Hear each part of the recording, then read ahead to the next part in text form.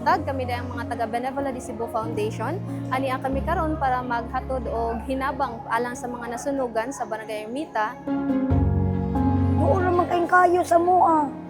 Kaya siguro lang yun akong mga anak dahas baybayon. Kuyawan ko kay bahala ng butang masabuhi lang akong mga anak. Wagid siya mi pasagdi sa Ginoo until now kay nagsige na namig dawat og ayuda. Sa kami nagpasalamat sa nasunugan sa inabang o dako na kayo nagkatabang na alang sa among mga katawhan sa Ermita.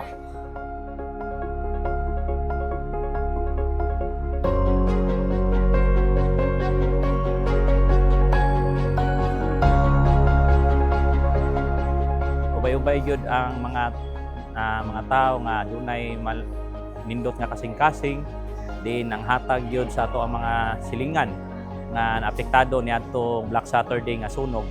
So of course apil na sad mo ani ang Benevola Foundation created by Chongwa. Lipay kay naa gyud sila yung mga nadawat. Thank you so much Benevola Foundation sa inyong gihatag diri sa among barangay. And God bless sa inyong foundation. And hopefully we pray nga daghan pa mong matabangan o daghang grasya nga maabot sa inyong foundation. Kining atong donation activity, naghatag kita og mga relief packs para sa mga 170 families. And kani sila manghinaot mi nga kani nga hinabang makatabang ni nila para maka-recover sa nahitabo nga sunog. Pinaagi pod sa tabang sa barangay, gisiguro nato nga organized ni ang atong paghatag sa ayuda. So naatay lista gikan sa DSWS na validated na siya. Tapos nag-conduct po tag validation din, gitatakan nato ang ilang mga assessment form para masiguro nato nga ang tagsa-tagsa ka pamilya sa 170 families kay makadawat gyud sa mga ayuda.